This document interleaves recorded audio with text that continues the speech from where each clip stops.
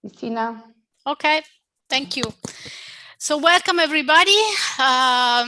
Good morning, good evening, good afternoon from wherever you are in the world. And welcome to this webinar live from Kolwezi, DRC, and from Rome. I'm Cristina Duranti, Good Shepherd International Foundation Director, and I'm very happy that today we have so many people from around the world. We're going to talk about what works in eliminating child labor from artisanal mining, and we have a great panel of guests, and we have very interesting testimonies from Kolwezi, the capital of Lualaba, as many of you already know. Let me introduce you to my co-host, Sister Jane Wainoi, Director of Bon Pastor Kolwezi. Jane. Hi all and welcome. Great. Thank you. Thank you very much, Jane. And before I introduce you to our moderator today, I would like just to give you a few housekeeping tips. You can find at the bottom of the screen the icon of the globe if you need interpretation for English and French. You can hit the bottom and hear your preferred language. And please, during the presentations, during the panel, type in your questions and your comments, and we're going to be very happy to read them at the end of the presentations. If you want to make your comment, if you want to make a brief intervention or questions at the end of the panel, you can hit raise hand and we'll be happy to open your mic for an intervention. So now let me introduce you to our moderator today, Bernard Warner. He's a senior editor at Fortune magazine, but he's also the author of Maisha, A Life Outside the Mine, the documentary that first told the story of Bon Pastor when he was just starting. So Bernard, now the floor is yours. Thank you, Cristina. And this is a real, it's real emotional to see even a small glimpse in a window of the Bon Pastor team in Kolwezi. It looks like you have moved into much nicer accommodations than when I was there back in 2015. I have to say, I want to come. That's the first thing I'm going to throw out there. I can't wait to. I hope I get an invitation at some point to come back. Kolwezi is a fabulous. Kolwezi is a place that really means a lot to me. I left a big piece of my heart there, and I'm very. I follow along as much as I can what's happening in that part of the world. During my day, I cover a lot about the markets, and a lot of people talk about the supply chain issues in the marketplace. And when they talk about the supply chain issues, what do they talk about? That things are getting more expensive. But we're not seeing the full picture. And today I hope we're able to bring people to another part of the world where, of course, the supply chain issues of these incredibly vital elements, these minerals like copper and cobalt, are impacting the lives of so many down there. And we're going to find out a little bit about how the community has fared in this age of a global pandemic. And so we're going to hear about that as well. And also some testimonials from some people that are involved in the program. Now, there's an important question. Why are we doing this now? This event is being hosted during a period where there's a lot of attention on child labor. On Saturday, the 12th, was the World Day Against Child Labor. And so the Bon Pastor Kolwezi asked me to get involved in this event, which I was thrilled to be, where we're gonna hear more about just the issue on the ground there, which has forever been this issue about too many children are going into the mines. Too many children are bringing these materials that we need. And there's a larger discussion out there in the marketplace about decarbonization, which is supposed to be this thing that is supposed to save us all from, or it's supposed to improve our carbon impact and help the planet. But decarbonization has another kind of ugly side to it. It has a child labor problem, and I think we're going to learn a little bit more about that problem today. So let me explain some data points that come along with that point.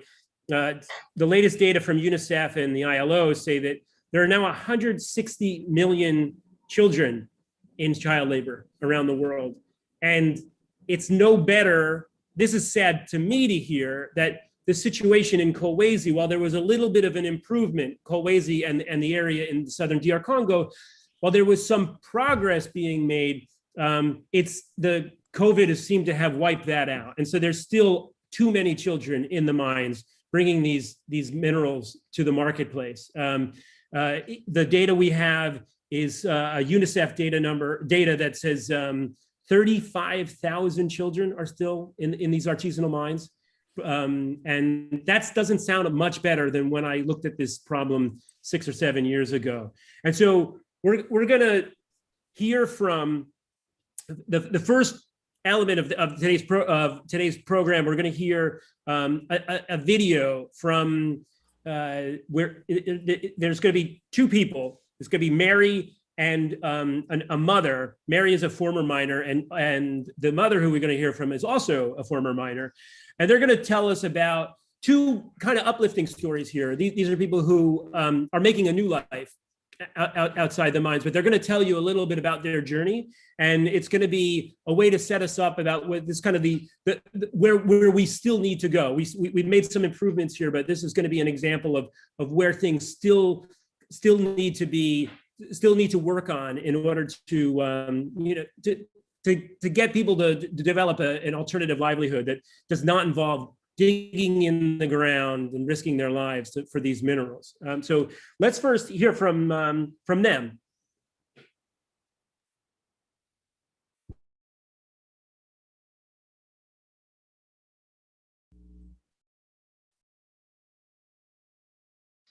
Dada Yambo, jina yako nani na unekala wapi? Jina yangu Mary, nikala kama Msenka, nina miaka 15, nafunda kama msizia Bon Pasteur. Avant ukuye ku Bon Pasteur, ulikuwa unafanya nini? Avant nikuwe ku Bon Pasteur, nilikuwa ninatumika mkariere ya bombe, nikaanza kutata, nikaanza lokota maprodi na kuipakisha msaki. Ni magumu gani ulikuwa nakutana nayo mkariere? Magumu ile nilikuwa ninapata mkariere. Tukaanza kwenda mkariere, sasa unaenda unapatana na wasoda wanaanza kuandamisha. Unaenda mkariere, unapatana mkani barashege, bilaza mipika mkariere, mimi wakaanza tuandamisha nilipondokana na mkulu. Ni vitu gani unafurahi navyo kwa masomo hapa sasa hivi kwa Bon Pasteur? Hivi ni ku Bon Pasteur, bila nafurahi, napata barafiki baabia kwa masomo. Epi tena pale nilikuwa mkariere, shikaanza kuya kusoma, hapa sasa naanza ya kusoma. Shikaanza kuya kuandika, naanza ya kuandika. Shikaanza kuya kukalkule, naanza ya kukalkule bile bamesebe netufundisha ninabishikia na tunapata bamese baabia kwa Bon Pasteur. Mary, unawaza kuya nini maisha ukishe masomo? Mimi kama naisha masomo, mimi nawaza kuya tayasi. Utonesha go nini kubinza ko bale bingariki mu carrière? Bale wenzangu bengari mu carrière, tenesha kubonesha batoke ko mu carrière parce que mu carrière amna maisha ya bien. Mu carrière moko paka maisha ya mabukonvi, aina maisha ya bien batoke mu carrière bakuye ko masomo tufunde ko, ndio tutakuwa ba president, tutakuwa ba maire de la ville, kati tunatoka mu carrière tunafunza. Dada Mary, merci.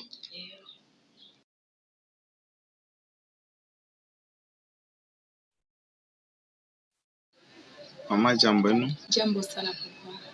Mama, jina yako nani? Jina yangu ni Kapya Mkekwa Nadine. Niko mkaji wa Kabamba. Mimi nilianza kuingia mkariere. Niko na batoto 10. Abali batoto yangu ba 4 beko ku Bon Pasteur. Bawiri beko mkolwezi binafunda centre ya mshofer. Hapa hapa nimekaria juu ya mashamba, ni ulimaji wa mashamba. Mama, magumu kani mlikuwa nayo zamani wakati mlikuwa natumika mkariere? Wakati nilikuwa natumika mkariere, nilikuwa na magumu ya batoto kukosa kufunza, malari karieri banafunga, mimi naona binakuwa tena paka magumu, njo ilipita, njo nilikala mimi nasema pana, kumbi nilime mashamba, njo kazi ile inaendelesha. Hasa hapa maisha yako unayonaje? Hapa maisha yangu inashanje kupitia bon pasteur. Anakuya ananilokotea batoto bala bakufunze, bananza kufunza. Bon pasteur ananingisha mkazi ya saving, niko nepargne makuta chumi shikwanzike kuweka makuta munyumba, na hapa sasa niko nayeka niko saving njo ku banki yangu. Naona maisha inabadirika. Kazi yenu ya mashamba inamisaidia kunini? Kazi ya mashamba inanisaidia kabisa juu munyumba yangu amupuse tena chakula. Munyumba yangu mungu paka chakula, watoto wanaenda kwa masomo, wanakuria, wanarudia tena wanakuria. Mimi naona saa kazi ya mashamba inanisaidia sana. Sasa utasema kwa nini kwa bon pasteur? Kwa bon pasteur na mupikia aksanti sana. Juu bon pasteur alikuya kunifundisha kulopola. Bon pasteur ananifundisha kazi ya mashamba. Bon pasteur ananifundisha kazi ya kuweka akiba kwa nkese kuya na bank.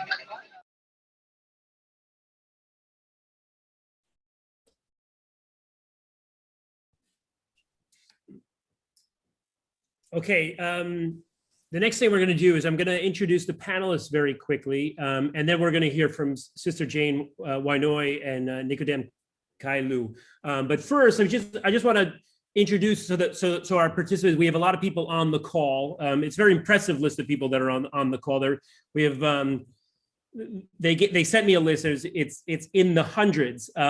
Corporations, NGOs, investment groups, which is really heartening to see that there's a real global interest in the lives of people in Kolwezi. So that's to give you an idea who is tuning in around the world. But first, let me go in and introduce our panelists. At first, we have Sister Jane Wainoi. She's director of Bon Pastor Kolwezi, and seated to her immediate, I guess on our screen, it would be to her immediate left would be Nicodem Kailu, and he's the M&E manager of Bon Pastor Kolwezi. We also have Simone Capolupo, and he is the Good Shepherd International Foundation. He's the DRC program manager. We also have Mark Canavera. He's the associate professor at Columbia University and co-director of the Care and Protection of Children CDC Learning Network. It was good to see Mark's name so prominently in a tough read, a New Yorker story that came out a few weeks ago. So Mark's going to have a lot of things to tell us about what his experience there. We also have Lauren Dean Armistead. Lauren is joining us from London. She's a researcher, campaigner, business and human rights at Amnesty International. We also have Benjamin Katz. He's policy analyst, Center for Responsible Business Conduct at the OECD. And last but not least, we have Sister Winifred Doherty, who's the main NGO representative to the United Nations. Thank you all for joining us today. And now, here's what we're going to do. We're going to take you back to Kolwezi. You're going to be hearing from Sister Jane Wainoi and from Nicodem Kailu. Sister Jane and Nicodem? Okay, good morning and good afternoon all. Most welcome to Kolwezi. I am the Jane Wainoi, the director of Bon Pastor Kolwezi. I welcome you to this sharing of ours today. which I believe it is going to be a mutual discussion, sharing, whereby we are going to share with you what we expected when we engaged in this work of child labor and community development activities. And we are going to be sharing our screen so that you may see what we expected in regards to child labor, what we learned, what we worked well, what did not work well, and then afterwards we'll give some recommendations. And after that, we will open the floor that we may have clarifications, some additions, so that we can all join in this field of child labor eradication. So I'm going to be sharing with you the first two topics. The first on what we expected with regard to the elimination of child labor in Kolwezi. And in regard to what we expected, there is the reality, and from the realities you have learned some lessons which are going to help us to improve in the participation and activities towards eradicating child labor. So in the first place, we expected that by next year, and we are saying by next year because we are working on a strategic plan, 5 years a strategic plan. We are expecting that 6,080 children of the ASIM, or the artisanal and small-scale mining communities of Kolwezi, to be protected and supported to quit work in the mines and to be able to develop their full potential in schools and in secure community settings. As we continue with our discussions, we will come to see that really in the mines is not the place for the children, because they are not given time and space to be able to realize their dreams. We also expect that in the communities of Kanina, Mukoma, Kababa, Musonoe, Kapata, Chala, Kisote, and Katapula, these are the 8 mining communities where both pastors we are actively involved in community development activities, whereby we found to be able to be fully engaged in eradication of child labor, we cannot hold a child in isolation. So in these communities, we have different activities that help to make sure that all the conditions are held to be able to help the children to enjoy their rights to education, health, food, and recreation, and also to be ensured in accordance with the Child Protection Act of 2009. And so in this case, we see we expect that the same number that I have mentioned up there of children and the adolescents are no longer engaged in hazardous minerals supply chain work and the worst form of child labor. We continue by saying that we also expect to see a change of mindset among our beneficiaries, and also some of the cultural practices we see, they are not life-giving among the members of the ASIM community towards eradicating abuse and violence against women, girls, and children, whereby we find when we have this kind of mindset, it will help us a lot. We also expect that communities, companies, and the Congolese government will also be actively involved in the elimination of child labor, because we found that we can't be able to play alone in this field of child labor eradication. So now, having expected all that, and with our lived experiences, and also in our interactions with the communities that we are working with and the children that we have been able to get from the mining, from the mines. And this one I may also mention that we get children direct from the mining, and also we get others from vulnerable families who are not yet in the mines, but they are at the risk of going to the mining and being involved in child labor. And we do this as a preventive measure. You know that there are lessons that we have learned, and that's why afterwards we'll be able also to share with you what we have learned, and what we're also to share with you what has worked, what has not worked.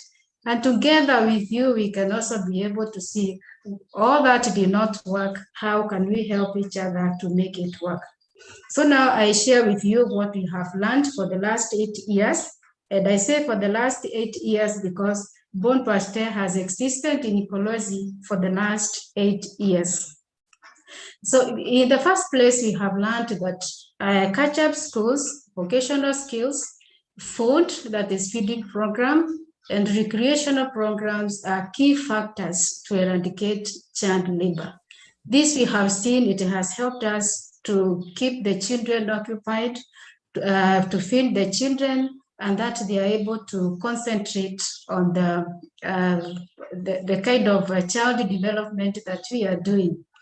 And this we supported by saying that by now we can testify that 4,800 children plus, they are already enjoying their rights to education, nutrition, recreation, and among them, 600 girls and boys, these are the adolescents, they have gained vocational skills. The other thing that we have learned is that abject poverty is the major cause of child labor. And this we have seen because the children work in the mines to improve income levels for their families.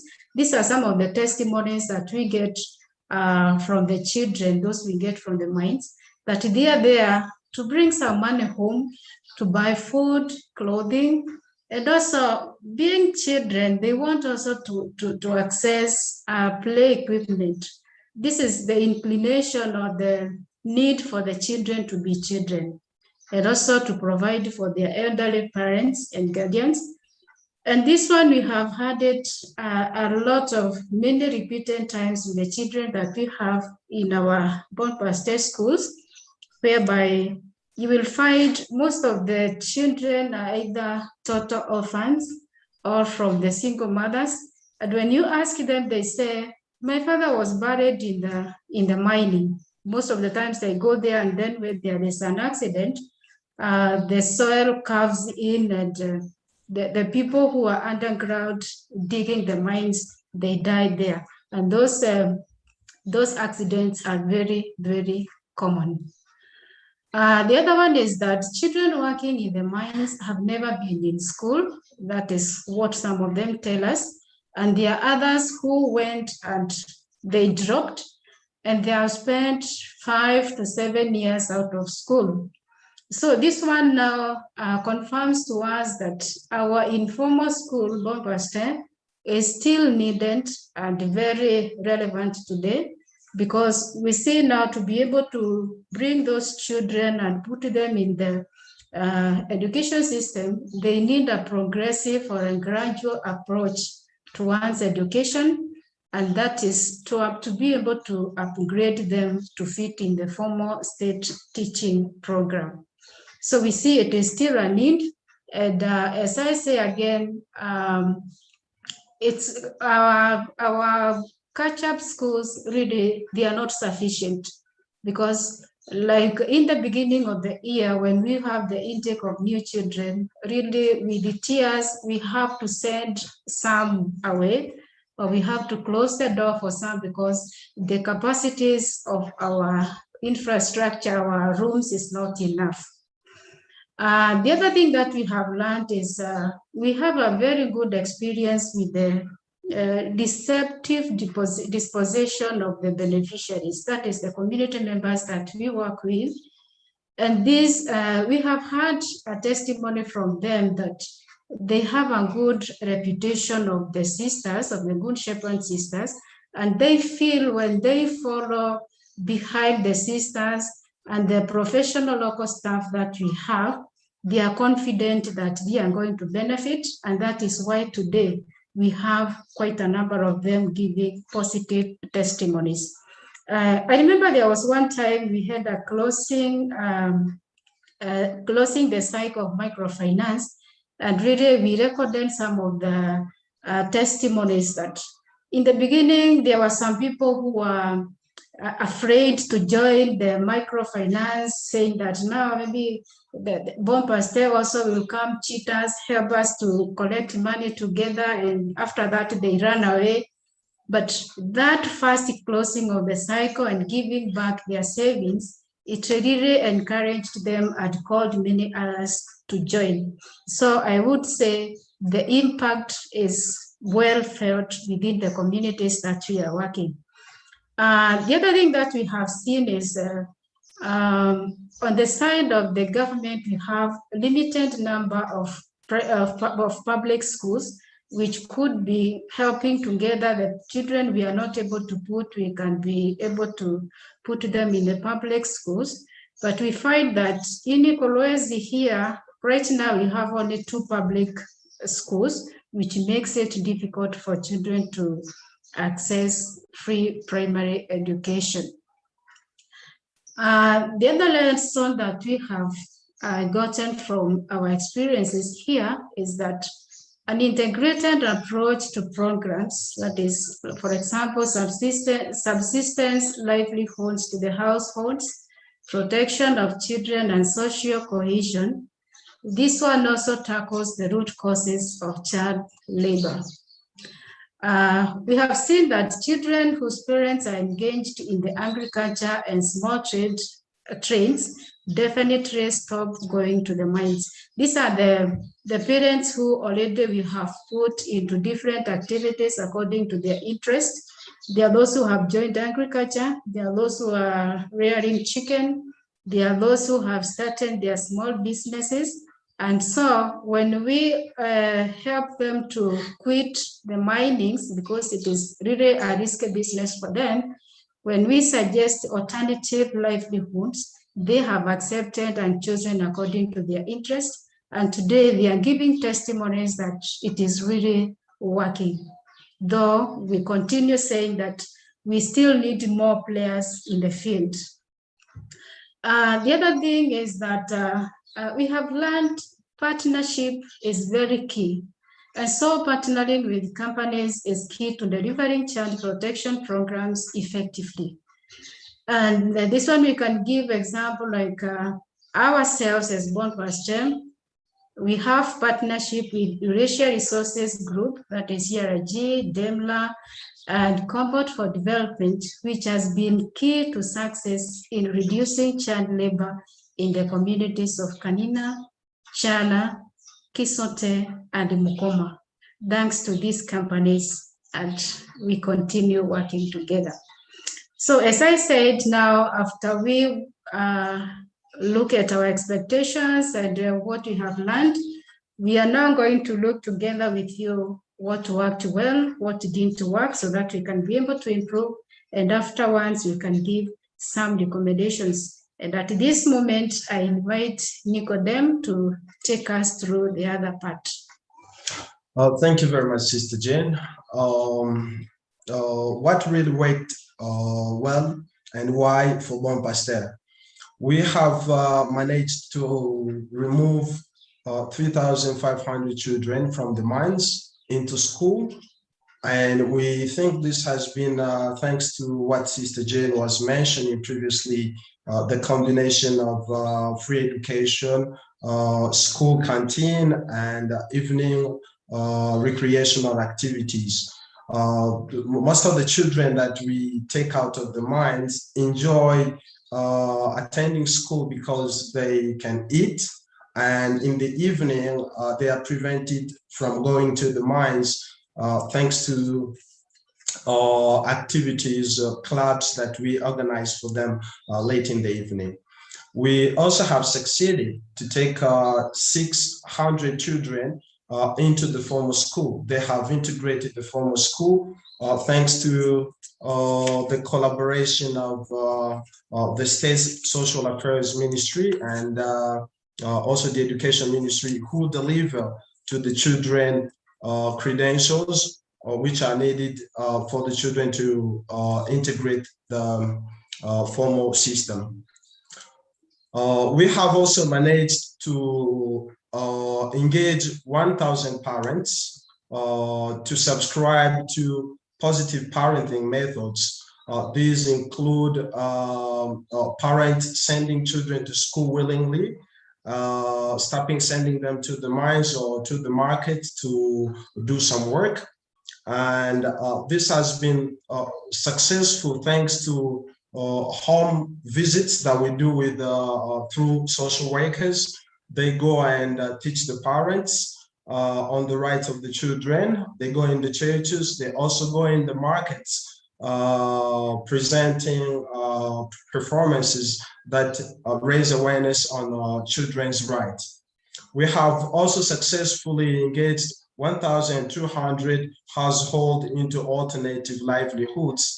And we are observing that children whose parents are engaged in alternative livelihoods immediately stop going to the mines. And we think this is because what Sister Jane mentioned is the root causes of child labor is poverty.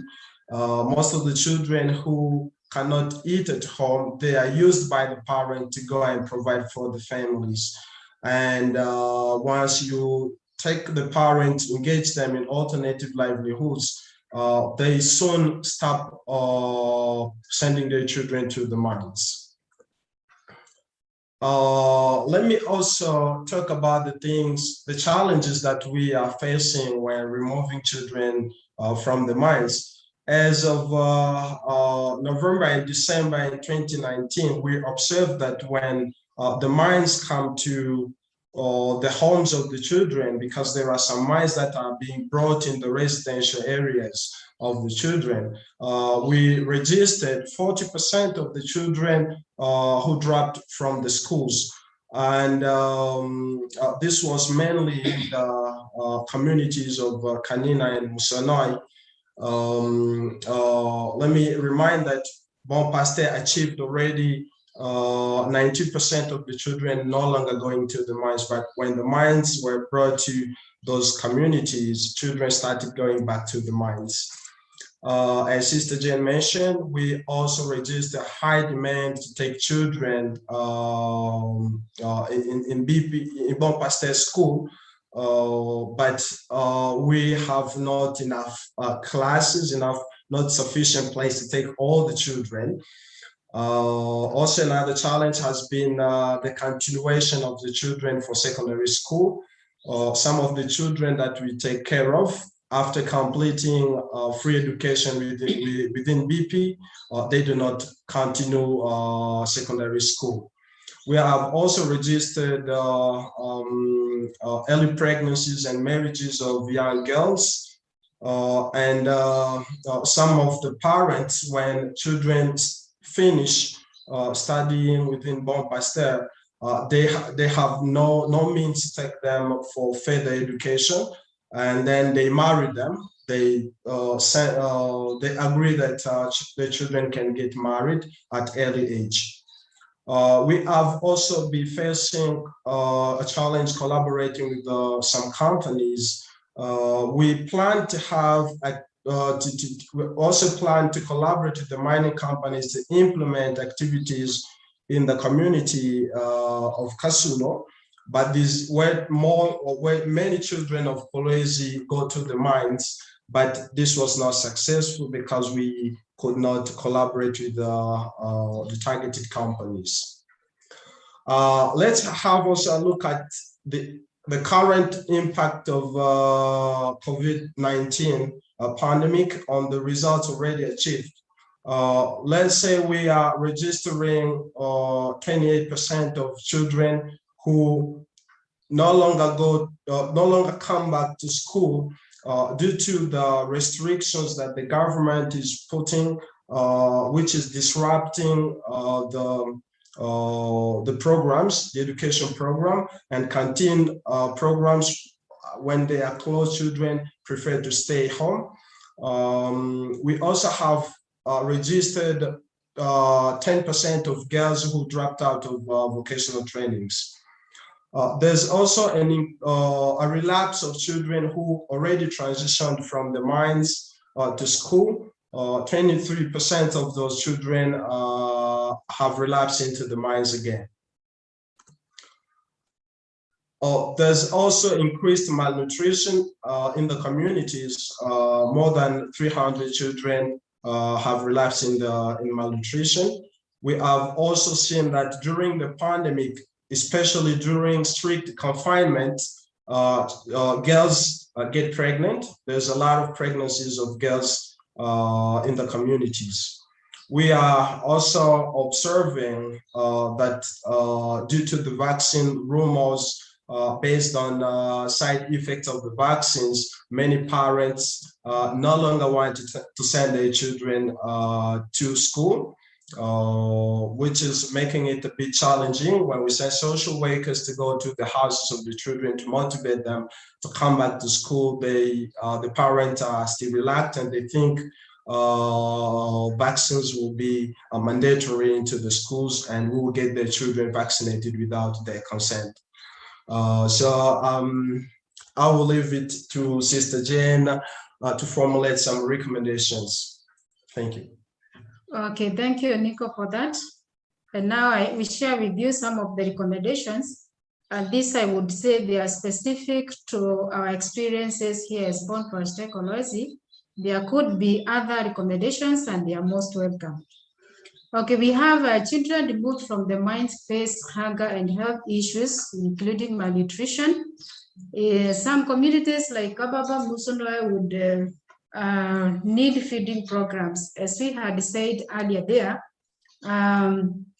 we are not able to give the feeding program or to have the school canteen in all the 8 sites that we are working with. So some are still keeping children hungry and sending them home hungry. That's why we say we are still open to have more players in the field that we can be able to save these tender lives. Communities affected by mining projects, also they lack social infrastructures. And that's where we are calling for more partnership with the companies that could help to provide schools, clean drinking water, and also healthcare. Also, this could be explored for facilities such as secondary schools and the skills training centers in the communities such as Chala, Mkoma. This one is where we get challenges because our informal schools or our catch-up schools, they are covering for primary education. And after that, we have to ask the parents to send the children to the government secondary schools. And in some of the interior communities, even those facilities are not existing. So it is still a challenge. Once they finish with us, they have nowhere to go. Building on the successes of Born for Kolwezi multi-dimensional program, we feel that also if government could replicate some of these protection models in other communities, could effectively help in the eradication of child labor. Then also, we recommend that if companies could engage with communities and collaborate with civil societies organizations, they can also deliver sustainable development and social programs to be able to help fight this child labor, which is really denying the children to grow to their dreams and to be the persons that God has created them to be.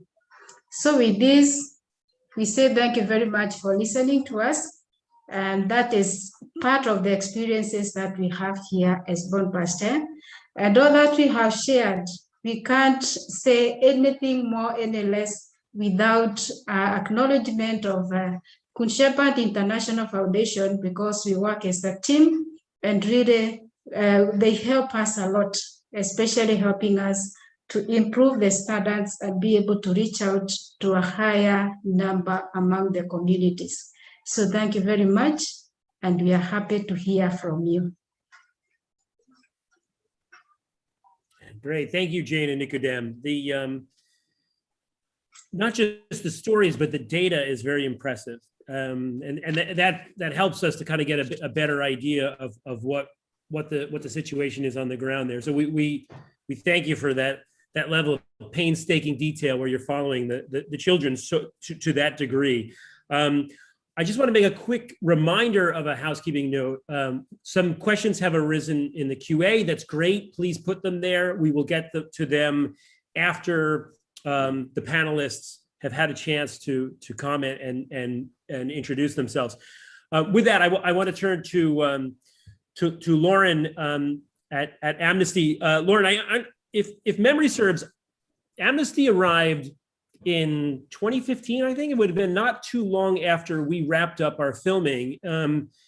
You and the team produced a report that is just, it's still to this day so important to the story of what's happened since. You and the team at Amnesty really connected the dots between some of the just the social issues that are happening down there on the ground and how this gets to companies and then gets from companies to the marketplace. Based on what you just heard from Nicodem and Jane, I just want to throw out the question, are you seeing any progress here?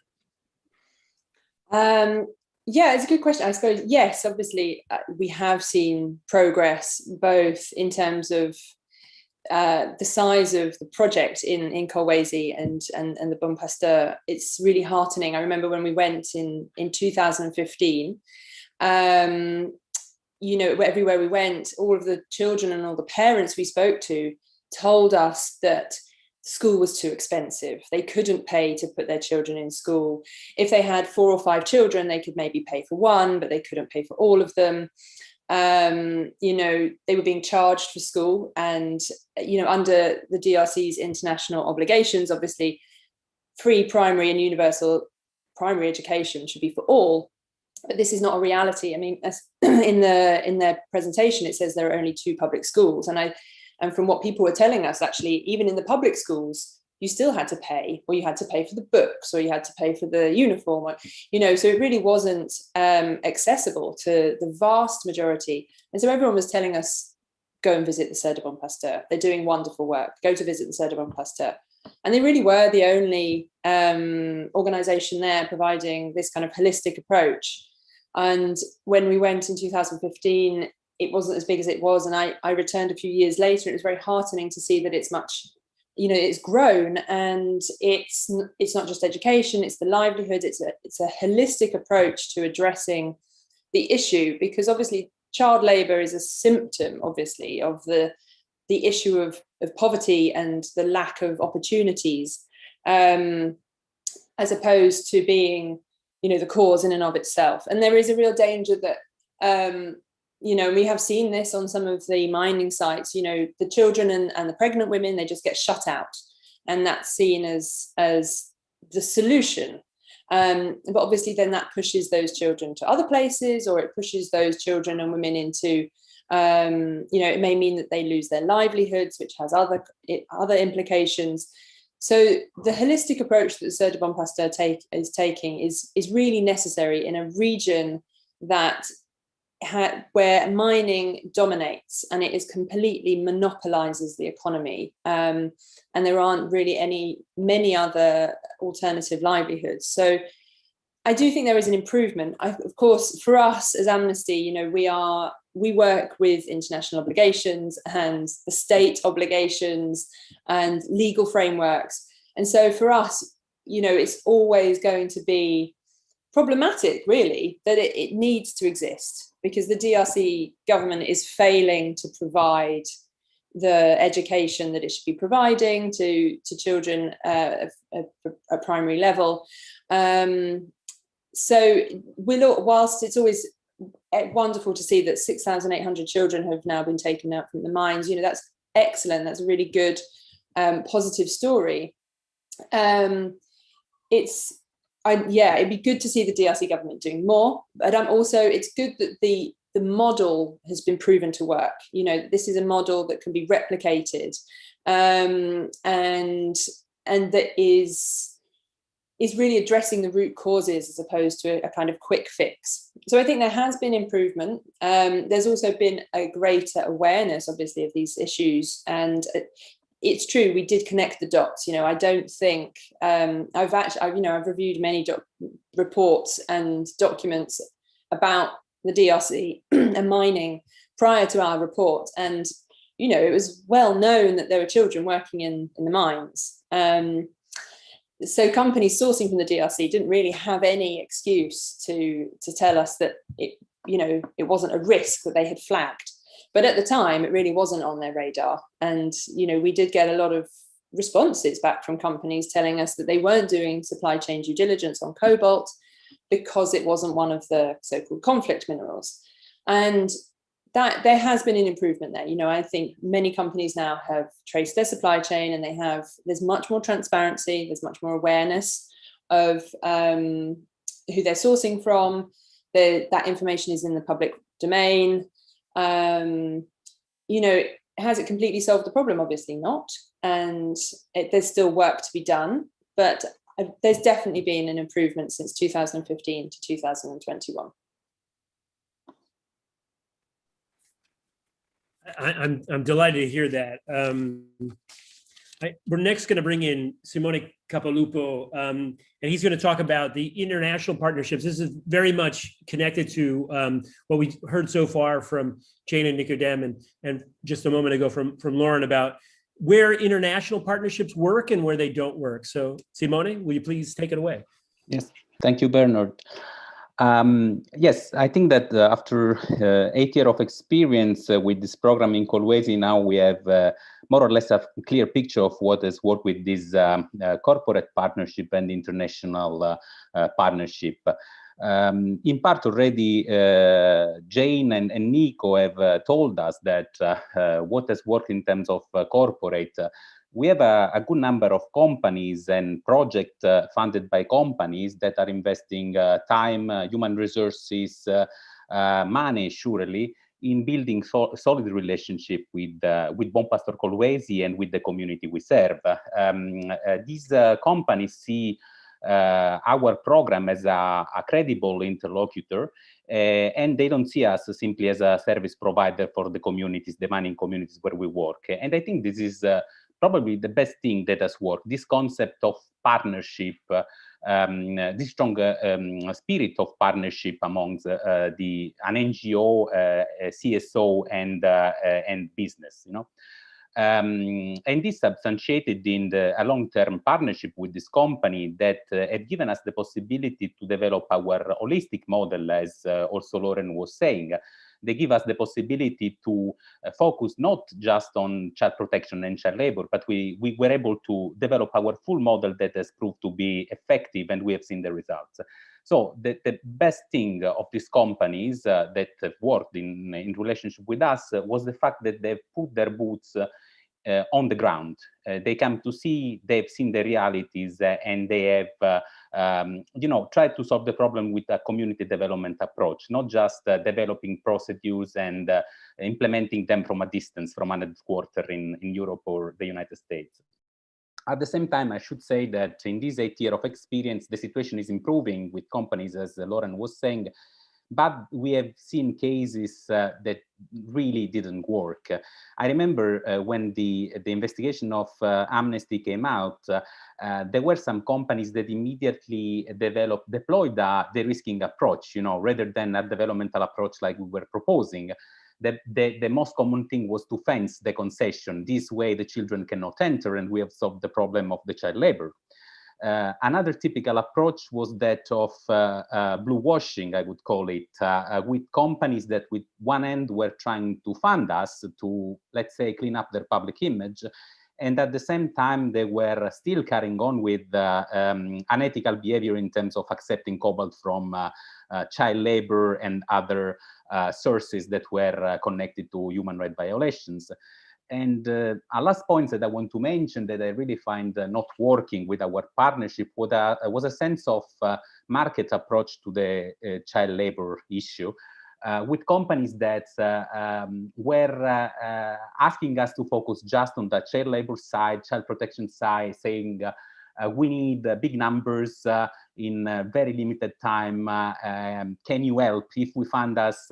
How many children you can reach? That was not genuine in a sense, and surely not even effective.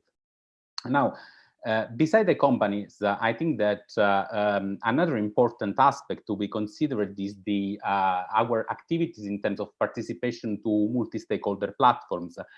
I should say that in the years we have had the possibility to take part in these important multi-stakeholder partnerships, such as the World Economic Forum, Global Battery Alliance, and the Cobalt Action Partnership. That for us was very important because we came from a world that we're not used to cobalt, the industry. So we started to know the industry.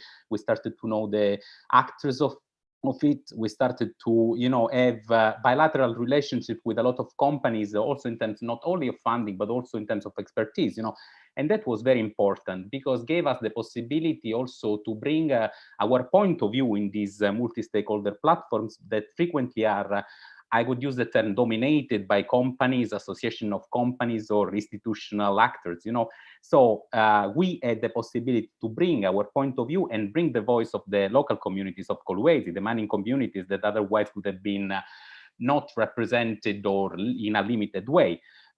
These multi-stakeholder platforms, I think, are very, very important also because are the location where the procedures or guidelines to identify and address child labor are developed, and so they have a very important role.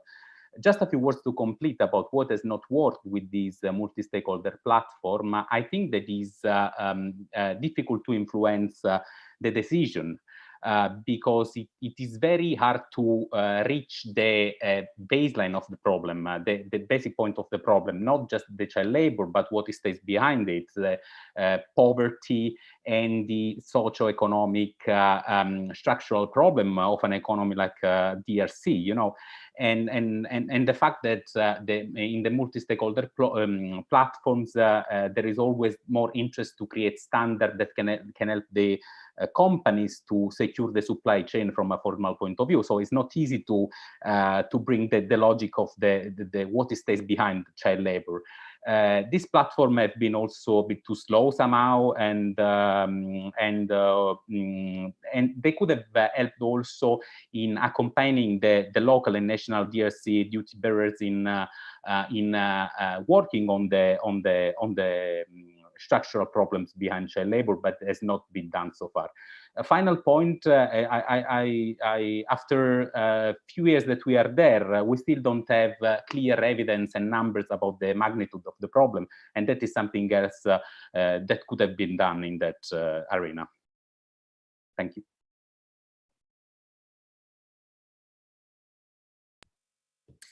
Thank you, Simone. Okay, so we're gonna moving on here. I want to now bring up Benjamin Katz, who also has a unique and very interesting perspective on what's happening down there. He spent many years there. Sorry, I'm going through my notes quickly. So Benjamin, you were in the Kolwezi and the surrounding region for years, and there was a lot happening prior to the pandemic, things that were very promising, and then the pandemic hit. We just heard a lot about the impact of COVID-19 on those children, and so I wondered what you thought if we could get back to that point where there was progress being made, or has COVID just kind of thrown things backwards for a bit? So I just want to throw that question out there to you, but also, please, we're really interested in your perspective on what you've heard so far. Thanks, Bernard, and thanks so much to Good Shepherd and Bon Pasteur for inviting me today. Indeed, this issue is really important to me, having spent many years working on child labor in the DRC and mineral supply chains. And I've had the pleasure, of course, of meeting many of Bon Pasteur's staff on the ground, including due to my experience having worked for a different NGO pact on similar projects. And of course, I mean, now at the OECD, I also have the privilege of seeing it from a few different angles, including sort of what progress has been made against the standards that have been set, and are the standards and the guidance that we give to companies fit for purpose in terms of the way that they're, at least the way we explain them and communicate on them so that companies are using them effectively. I think in terms of COVID-19, of course, it appears based on our own and others' research that, of course, that's the economic and social difficulties emanating from the crisis have further tested communities, and it has led to increased levels of child labor. I'm not sure I'm in.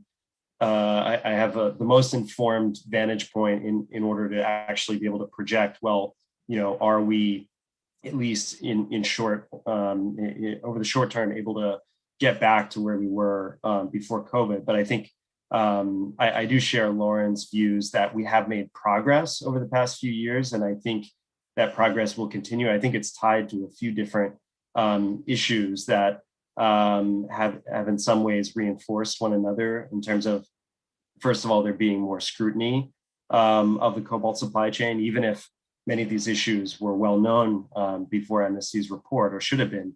And then we're also seeing, of course, scrutiny from corners that we haven't seen, interest from regulators and from companies because of cobalt and copper's importance to the low carbon transition, and interest in fostering a just transition. So not just focusing on the environmental dimension and importance of these minerals, but also the social dimensions of the way that they're being mined. But I do also think that I still would take a glass half empty perspective in terms of the landscape being very fragmented. So as Lauren alluded to, and I think as Bon Pasteur's programming attests to, companies have been funding, not only been funding projects, but been conducting higher levels of due diligence. But I think that there are a lot of gaps in that process. And as many have touched on, part of the response that we've seen, probably more so than responsibly engaging with artisanal mining communities, has been trying to avoid them altogether. And as the custodians of the due diligence guidance for responsible mineral supply chains, as well as another tool that we published a few years ago called the Practical Actions for companies to address child labor and mineral supply chains. That's really, that's not a valid response. It's not a valid way to mitigate risks by simply trying to avoid them. No supply chain is risk-free, whether it's artisanal or it's industrial, or we're talking about child labor, or we're talking about corruption. Risks abound, and I don't think we're ever going to get to a state, no matter where or what we're talking about, where a supply chain is risk-free. But companies need to engage, and since artisanal mining and mining in general is such a major source of livelihoods, even if many miners have aspirations to work hard now, of course, we know this is grueling work, artisanal mining, but with the hope that they'll give their children a chance to pursue a different profession after they invest in education. I think the bottom line is that people deserve to have choices. And if it is their choice as an adult voluntarily to work in artisanal mining, they should have the opportunity to do so safely and with their human rights protected. And so while the line between the state's obligations to ensure that and companies' ability through their due diligence processes, companies still have an obligation, and it involves supply chain due diligence, and it's not just one-off CSR projects. They should be integrating a systematic due diligence process into their purchasing decisions, and that doesn't mean simply making a decision to buy or not to buy. It means if there are risks that they can successfully mitigate, that they should do so and stay engaged. So I think that's, that's our view in terms of using the guidance.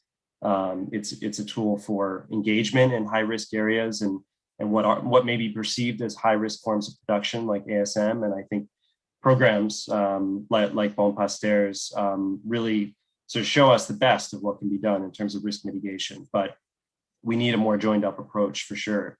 And we need more companies at the table, I think, in actually engaging in that process. Thanks. Thank you, Benjamin. Again, there's some great questions that are filling up on the Q&A. Please keep them coming. We're going to get to them, as many as we can. So I'm going to have very brief intro here. Our next speaker is Mark Canavera.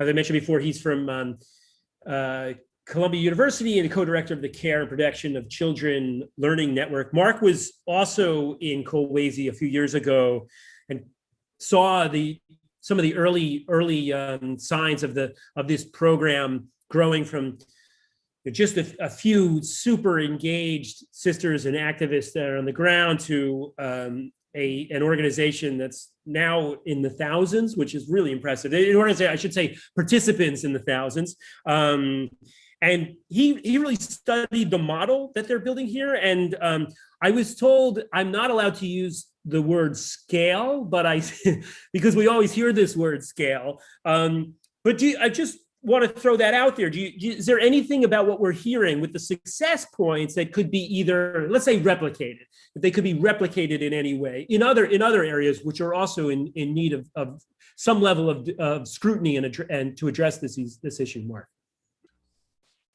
Sure, and I hope that we can replicate a lot of it because there's so much more work to be done, as I think we've heard from everyone today. First, a big thank you to Jane and everyone at Bon Pastor Kolwezi. I have worked with many organizations around the world, and I think you are some of the most inspiring and the most committed. So a big congratulations and thank you to you. Just another comment I want to make before I go into a few things that we could think about replicating, as you phrased it, Bernard, is I think one of the most important things that Bon Pastor has done is to continue to remind the world that we are all connected to this small area in the Democratic Republic of Congo. Any one of us who is joining this webinar from a computer with a lithium-ion battery probably is using something that came from this town. And so the connection between people and our own role and our own complicity within it is really something that we need to remind ourselves of, and that Bon Pastor does so effectively. Bernard, to your questions about pieces of the work of Bon Pastor that I find, especially important to highlight. The first, you mentioned that I saw this program when it was quite a bit smaller and a few activists were leading it. And despite the activism, I think one of the most important things, the first one was really taking the steps to genuinely engage the community. And at the time that really was the Kanina community, and now you have done that in other places. But you did not just show up in Kanina, Bon Pastor, and say, here we are, we're going to help you.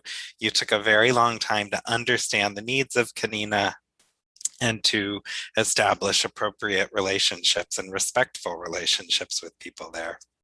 And I think so many of the successes you had were because you really took the time to understand the context. And I've seen you beginning to do that in other areas as well. And I think that crucial first piece of listening to people and hearing what they need, even if we think we already know that it will be school and feeding and alternatives financially, understanding what people are living is that critical first step. Secondly, you never forget, as Bon Pastor, that human relationships are at the center of all of this, even the work of holding people to account.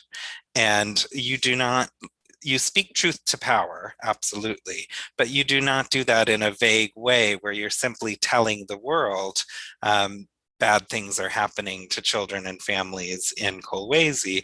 You're actually speaking truth to power in a very contextualized way. You are sitting in the office of the local politicians so that you can have a meeting with them and tell them about something you may have discovered in a mining site. You are visiting the local representatives of very large, very powerful multinational corporations so that you have a relationship with their people on the ground there. And then, so when you do hold them to account and to power, you're also doing this from a place where you have an ongoing relationship. I think that's a much harder form of accountability to do because people do not like to be held account by those who are close to them. But in all of your work, you do it. And I think that is a critical secret of your success, this ability to both have a human relationship with someone and hold them to account. Finally, you never forget to centralize the voices and hopes and dreams of the children themselves. And it did not surprise me at all that we opened today's session by hearing from children and then a family in Kolwezi, because that is the Bone Pastor approach.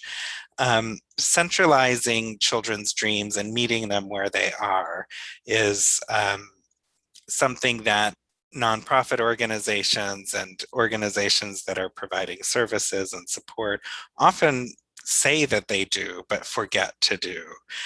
But you do not forget, and it's a very important step. I think what we heard from you, Jane, about creating an acceleration program that is tailored to getting children back into the formal schooling system is both building on what exists in the region, but also helping children to start where they are and to connect with it. This is obviously an extremely challenging geopolitical environment. And it's easy to forget because the child labor and the harmful forms of work are so widespread in this area that children should not be involved in this mining at all. But they shouldn't. And Bone Pastor has never forgotten that. And I thank you for it. And I am happy to answer any other questions or provide additional comments.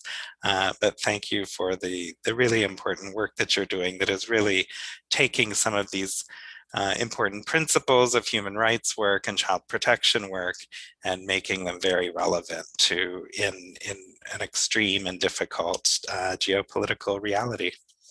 Thank you all. Thank you, Mark. Yes, we are definitely going to want to hear some of your thoughts in the Q&A portion. Now, our last speaker, Sister Winifred Doherty, in many ways is a great segue. Mark spoke there about the importance of speaking truth to power. This is Sister Winifred Doherty embodies this. She is her work in social justice and advocacy has been really impressive over the years. You can speak a lot about not only what we're seeing here in the DRC, but just the root causes of why we're seeing some of these giant gaps between the social injustices and the child protection issues that must be addressed still. So with that, I want to turn over the floor to Sister Winifred Doherty. Thank you. Thank you very much, Bernard, and good morning from New York and good afternoon in Rome and Kolwezi. Maybe it's early evening in Kolwezi. And what can I say? Everything that has been said, I wanted to say it too. But thank you to each of the panelists for your particular perspective on this issue. And of course, for me, the highlight among all of what has been spoken was hearing Mary speak to us at the very beginning. Her voice and her agency and her dream. This is human rights in practice. And so I say congratulations to the team in Kolwezi who are doing such tremendous work on behalf of children. Now, and their parents. Now, Bernard mentioned in the beginning about the new statistics that are out with regard to child labor.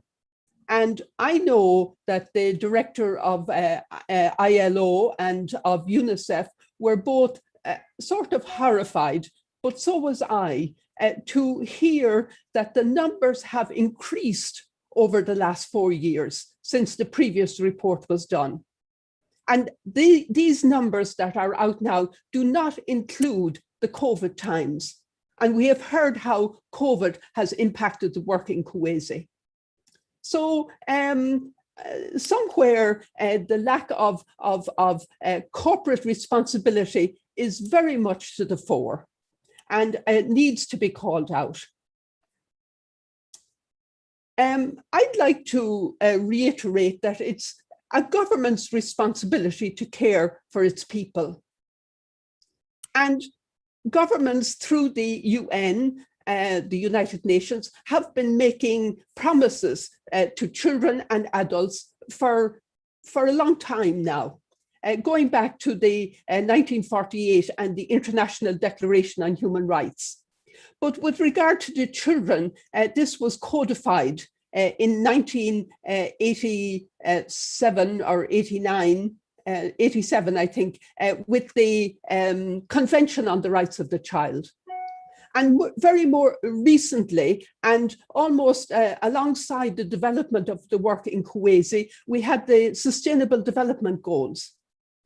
And each panelist I have heard has called out poverty, healthcare, lack of education, and nutrition. And these are the very pledges that the governments have made to children and to adults, together with decent work, of course. And so we have to wonder what indeed is the corporate sector doing in terms of its responsibilities. I found something very interesting in a World Bank report, and it speaks to, I think, Mary's dream and what she is being deprived of and how she's being violated if her rights are not respected, if she's not fed and receive healthcare and receive education. And in some senses, while the work of the sisters and the communities in Kuwaiti and the surrounding areas is indeed impressive and is indeed seeking to meet the rights of the children, it's not sufficient because we don't have quality education. But this report said that a girl child, and Mary is important to me because the girl child is the most vulnerable and the most disadvantaged of all of people on God's earth. A child born in the DRC will be 63 times less productive in adult years because she did not enjoy proper nutrition, healthcare, or complete her education. So it's in this dire situation that Bon Pasteur in Kuwaiti entered. We heard Mark pay tribute to the relational aspect, and it is what characterizes Good Shepherd in Kuwaiti, Bon Pasteur, as we're known there, but Good Shepherd throughout the world. And it is indeed, I think, part of a prophetic dimension when religious people, faith-informed people enter to walk and accompany the local community. And I think this is what Mark was identifying. It's heartening to hear both when Nicodema spoke and also when Benjamin spoke that yes, the mining companies are trying to provide services. And I do know from the situation in Bon Pasteur that the mining communities have engaged. But that's not the answer. It's a help for their children, for their community that the Bon Pasteur are working with. But it's not the answer. The challenge is for business to actually say zero tolerance of child labor. No to child working in the mines. Pay workers a decent living wage and pay your taxes. But of course, the paying of taxes presupposes that you have a government that is on the side of the people and working with the people. And so to maybe bring my little contribution to closure, I do want to also say that the ILO in their tripartite structure, the International Labour Organization, with government, trade unions and employers agreed in 2012 to roll out social protection floors, having 4 basic elements. universal health care for everyone, universal child benefits, every child to receive a benefit, and then benefits towards unemployment, maternity, disability, etc., and pensions for older people. And I think studies that have been done with NGOs that I have been associated with say this is possible. It is possible to do it. Even in the most dire country in the world, it is possible to do it. And when I say the most dire country in the world, the DRC ranks 175 out of 189 countries. So how much more poorer can we get? And they're saying it can be done. What's lacking? Political will. So this is my opportunity in some senses to speak a certain truth and to recognize the commitments that have been made. And I end with saying, what would the community in Kolwezi look like if there were living wages paid to the workers in the mines? And we heard there about the need for safety and health in the mines. If your children were receiving benefits and your children had access to quality education and you and your family had access to medical care, what would your community look like? I reckon it would be a flourishing community where human rights were prevailing and where people cared for one another and cared for the earth. The promises have been made. It is the responsibility of government to provide the services and regulate businesses and wages. So thank you very much for this opportunity to be with you and to share from my perspective here in New York. Thank you.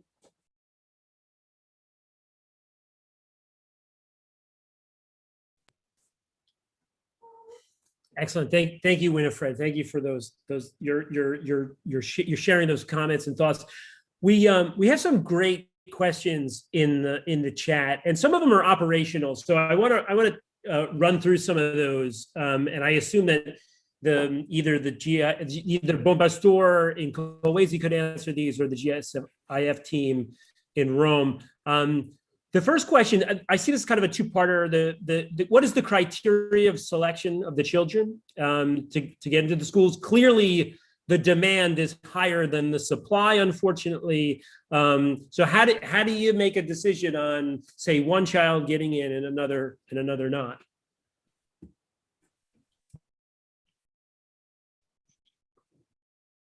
I think that Jane and Nick are best placed to answer this question.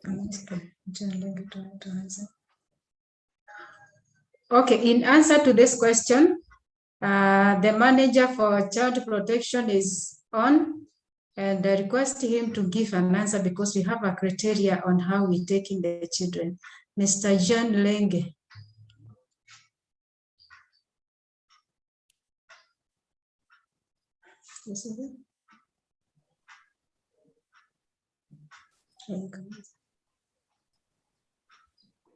Okay, so, let's ask another question about life there. Okay, maybe I can go ahead to talk. Maybe I can go ahead to answer. I see as if we are not able to reach to him. I can go ahead and answer. When we go to the mines, we get the children. Nous allons répondre. Bon après-midi à tous. Nous avons un critère de sélection des enfants par rapport à leur camp, d'abord, à leur site respectif. C'est-à-dire, comme nous sommes ici à Kanina, il y a les carrières qui entourent Kanina, qui sont tout autour de Kanina, et nous avons des assistants sociaux qui descendent sur le terrain.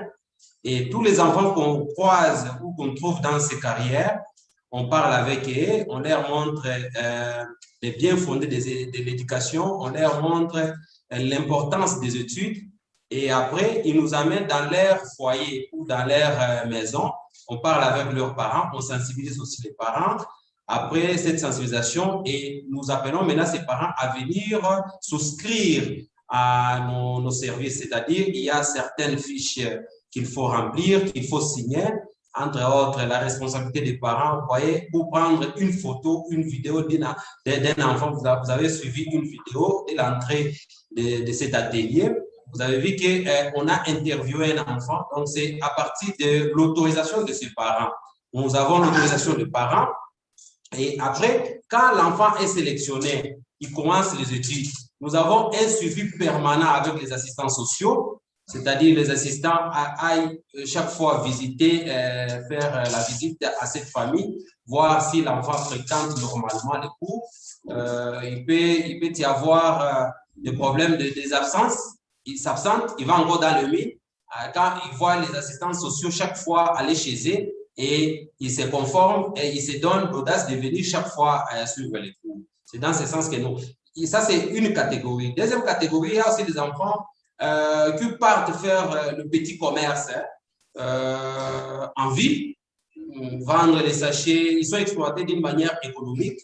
Alors, ces enfants-là, nous les cherchons aussi dans le centre-ville où ils vont chercher à vendre les sachets, le biscuit et les bonbons et autres. Nous parlons aussi avec eux, nous les recrutons aussi, toujours dans le même processus. Ils passent par le parent et puis le parent vient au bureau et il signe le fiche et il commence les études. C'est dans ce sens-là.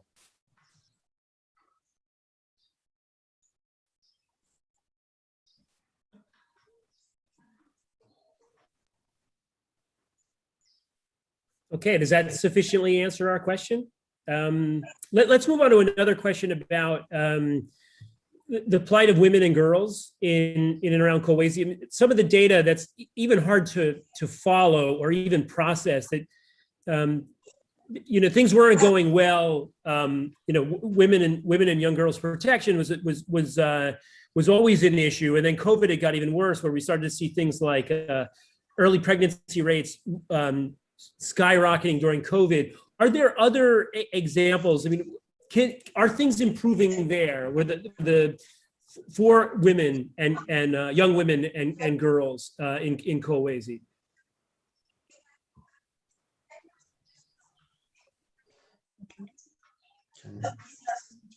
Go ahead.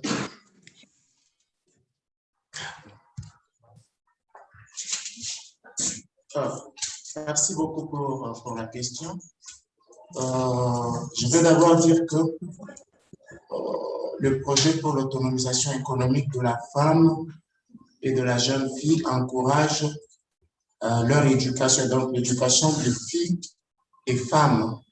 Alors, les critères de sélection sont presque les mêmes que celui du projet voisin, c'est-à-dire celui de la protection de l'enfant. Donc, nous avons presque le même critère, mais nous avons un peu une particularité, en ce sens que l'éducation des filles et femmes, c'est quelque chose d'un peu complexe, dans la mesure où cette éducation était autrefois bafouée. Alors aujourd'hui, on est en train de booster la femme, de l'encourager à étudier. Et par rapport aux conditions actuelles, bon, nous avons connu certaines difficultés, surtout le fait que la femme se sous-estime. Néanmoins, nous continuons à l'encourager, mais la COVID nous a plongé donc nous a posé d'énormes difficultés, en ce sens qu'il y a eu certaines filles qui sont tombées enceintes parce que le degré de vulnérabilité s'est un peu aggravé, s'est accentué. D'autres, peut-être, pendant cette période de COVID, sont retournés dans les mines carrières, mais nous n'avons pas abandonné, nous avons continué à les encourager, à les former, à leur apprendre leurs droits, pour leur dire qu'elles ont aussi droit à l'éducation et surtout qu'actuellement, nous participons à leur émancipation dans la société. Ainsi, à travers différentes formations, différents enseignements, nous les encourageons. Donc, nous encourageons la fille, nous encourageons la femme pour qu'elle soit à la hauteur et qu'elle apporte aussi un plus à la société. Ainsi, donc, il y a eu un changement de comportement, d'où la femme ne se sous-estime pas comme autrefois. Elle a quand même amélioré son comportement. Et nous voyons quand même leur participation dans la société actuelle. C'est un peu de cette façon que j'ai pu argumenter. Merci.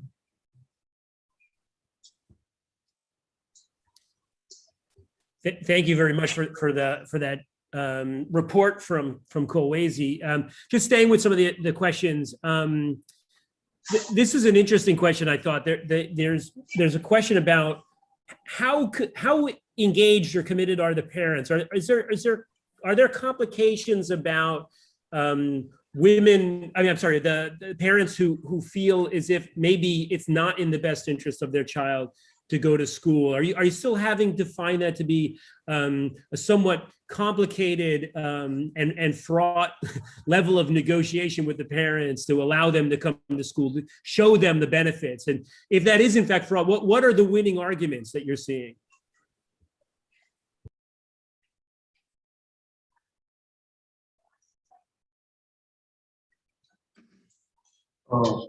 Merci beaucoup pour la question. Très souvent, nous procédons par des sensibilisations et des conscientisations auprès des membres de diverses communautés. Je peux partir d'un exemple, ou des deux exemples si vous le permettez.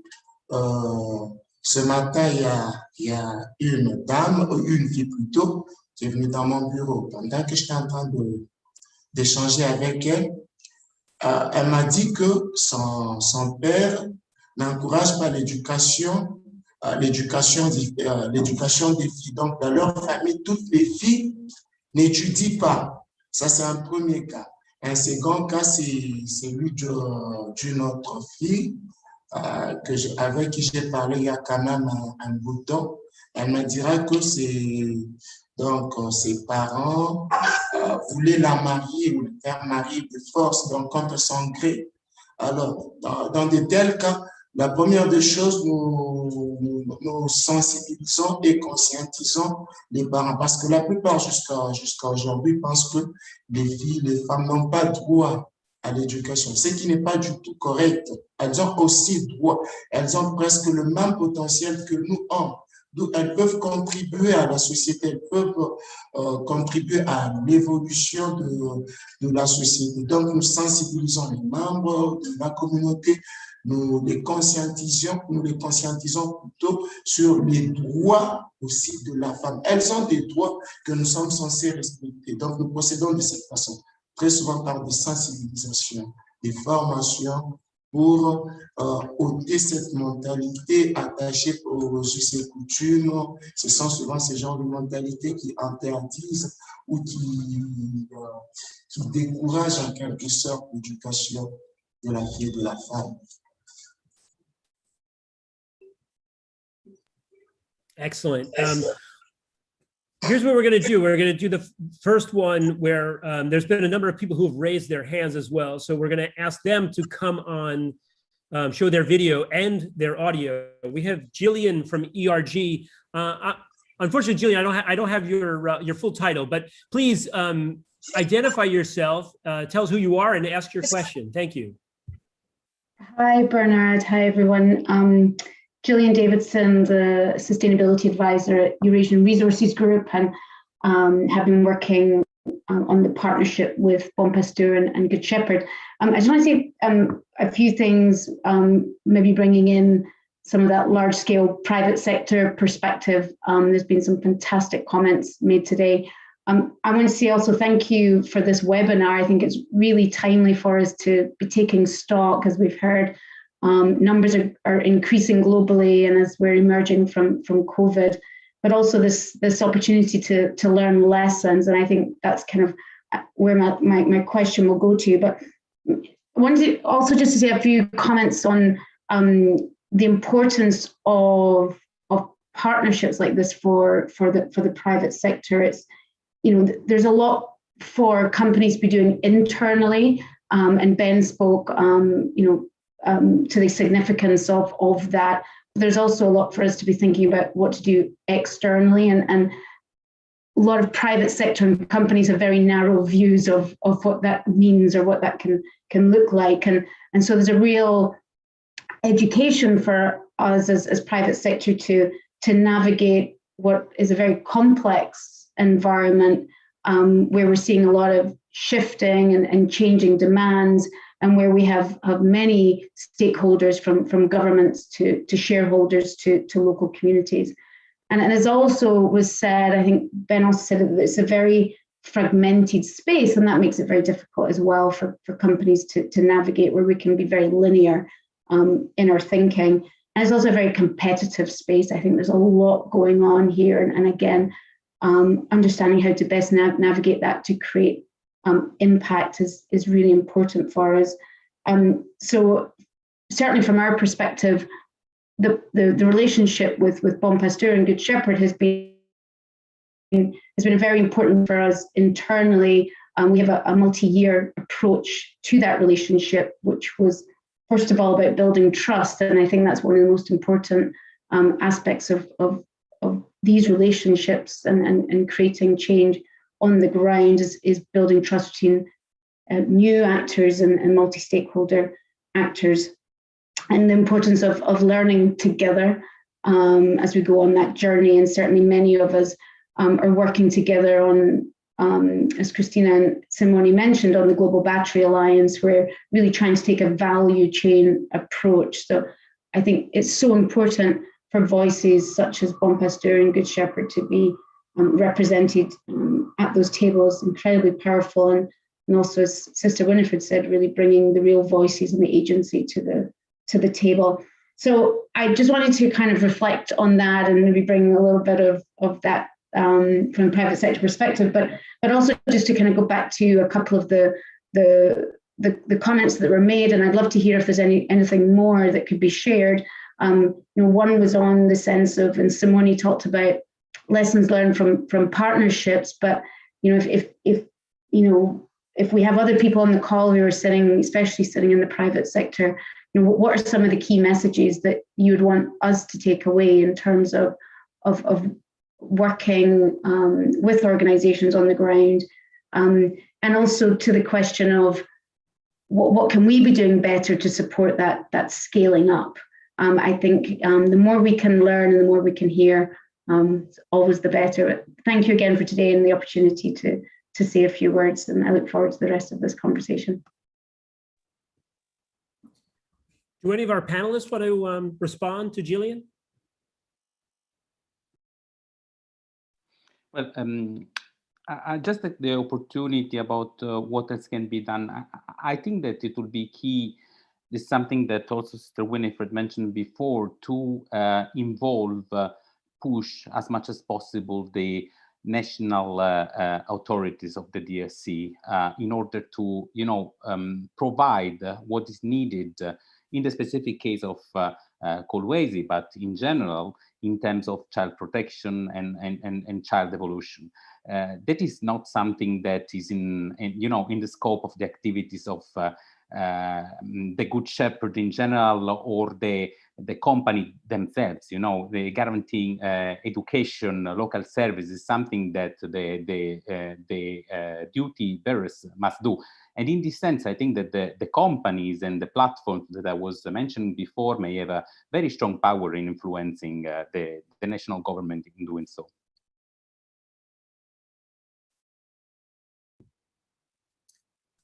Thank you, Simone. If we don't have any other panelists who want to jump in, I have a question that comes from our participants. This one's in French, which thankfully somebody has translated for me. I'm going to direct it. I'm going to direct this one to Winifred. There's a question about there are countries who subscribe to the social protection measures, but then are not implemented. And so the question is, like, what mechanisms are there that exist to make sure they're better enforced? Thanks, Bernard, and thank you for the question. Mechanisms to enforce are largely ineffective. We do have human rights mechanisms through Geneva where countries are asked to contribute a report on how they're implementing, for example, the Convention on the Rights of the Child. But when we come to something like the Sustainable Development Goals, this was a consensus among member states. And, we pledge, we vow, we commit. And one of those commitments in the Sustainable Development Goals is Goal 8.7, to end child labour by 2025. Well, we're in the last few years. End child labour by 2025. And this year is a year dedicated to ending child labour, sponsored by the International Labour Organization and the Alliance 8.7. So somewhere, maybe I'm simplistic in my thinking or naive, but somewhere, and in response to what Gillian was saying, I would feel that if the corporate sector made a determination not to have any child in their mines, working in their mines, that would be a marvelous contribution. No to child labour.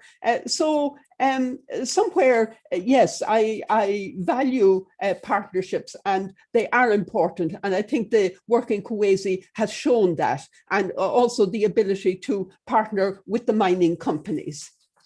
But until further up the line, coming up to the CEOs of corporate sector, until they make a firm decision, no child in our mines.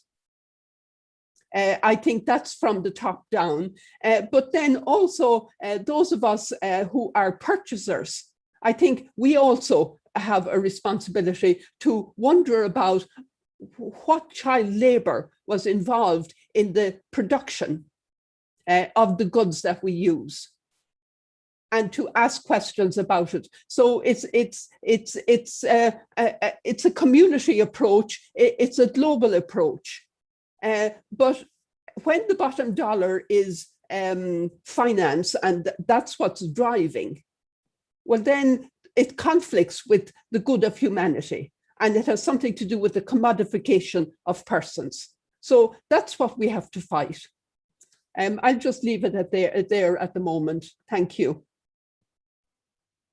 Thank you, Winifred. This is great. So a lot of our panelists want to jump in on this. I see Mark's hands raised. Mark, do you have a thought on this?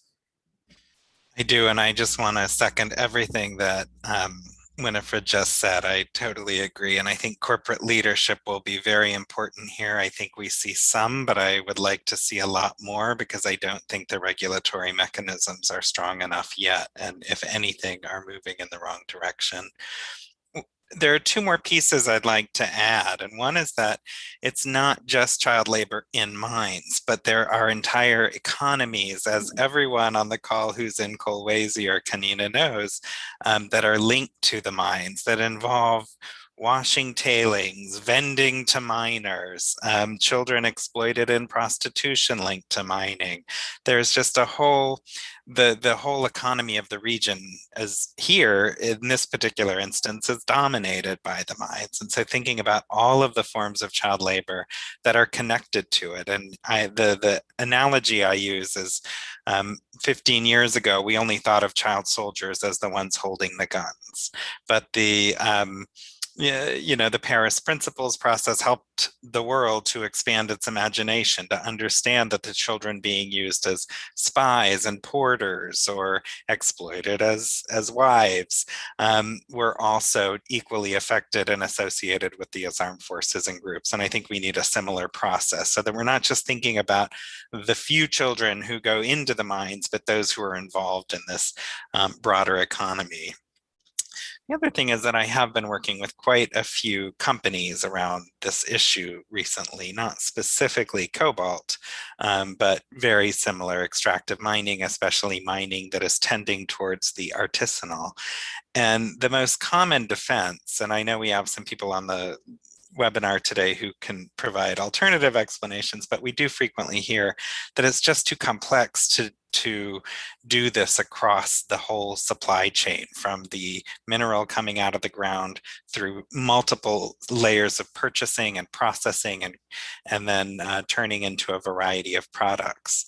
And part of me understands that. Another part of me thinks that that work is the transparency that we will need to be able to understand that there may actually be additional layers at which child exploitation is happening during processing, for example. So I think we have a lot more work to do on the transparency and the visibility of these processes so that we can, at every level, as Winifred said, be thinking about our collective responsibility to end this. Lauren, would you like to respond to that or add your own thoughts?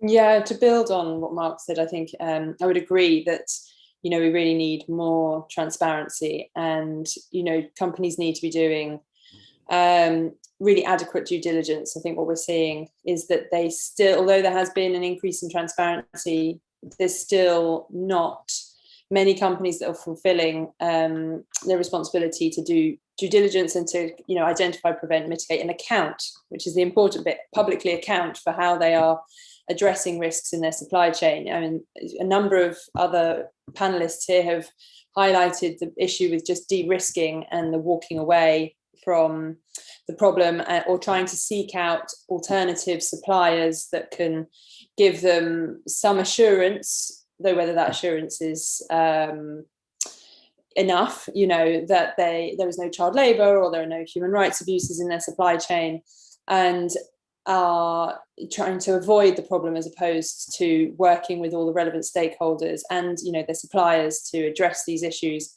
including issues around fair price. If people were receiving a fair price, and there's been a lot of talk about pricing recently.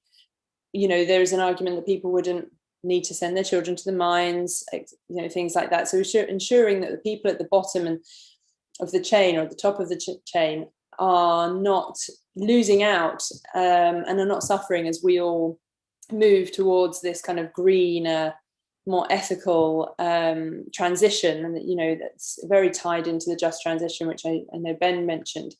So there has been improvements in transparency, but there's still, we're still really not getting the kind of concrete detail that we would like to see about identifying risk and issues and things they've taken. And also for Amnesty, I think, companies saying, most companies would probably say actually that we have got a zero child labour, so zero tolerance to child labour. And I think they'd probably say that they've said that publicly, or at least that is their position. For me, it's more actually implementing that. And it's not necessarily that their supply chains need to be completely free of any problems. Supply chains are dynamic, they're constantly shifting and changing. But it's about showing that you're constantly looking for those risks and abuses and demonstrating that you've taken action on them. I would actually say that if you, as a company, if you can publicly show that you found an instance of a risk or abuse in your supply chain and an action that you've taken to address it, that would make me feel more confident that their supply chain due diligence and their mechanisms were robust than if they just say simply, yes, we have a very good supply chain due diligence policy. Yes, we have we've dealt with we have these risks and we've dealt with them. So for me, and I know that there's a risk to companies to doing that, but I would like to see more transparency, more companies stepping into that kind of space and being open about what they're finding, even though it may, I think they've probably got some reputational fears, but I think it would show real leadership in terms of bringing everyone to bring their kind of collective weight to bear on this, as opposed to trying to slightly avoid responsibility for it. Thank you, Lauren. Ben, I want to bring you in really quickly because there's a lot of talk here about supply chains and accountability, and I know that you look at that closely. Do you have any thoughts on this about, that there seems to be a big disconnect with what we're trying to accomplish, but what companies ultimately say about an issue that is well known and has been well known for a long time. Yeah, I mean, I think it goes a lot to what Lauren was saying in terms of companies being willing to be transparent. And I mean, a major challenge we have in even understanding the extent to which companies are implementing due diligence is weak reporting. So, you know, we often see where we've recently concluded some research on uptake of due diligence among 500 companies around the world. That's pretty representative of mineral supply chains. And we find that companies, by and large, many are publishing policies, and they're not really publishing any specifics on the risks they're identifying on or how they're mitigating them. And I think that's what ends up putting companies in this position, sort of the lack of transparency leading to a lack of follow-up and an overly simplistic way of looking at the supply chain. Most companies, you know, I don't think are directly, at least downstream companies, directly benefiting from children working in their supply chains. But the fact that they're, many of them either don't want to be transparent at all, or simply want to avoid artisanal mining altogether, kind of puts a straitjacket on upstream companies in terms of their ability and their incentive and the pressure they face to actually confront the problem.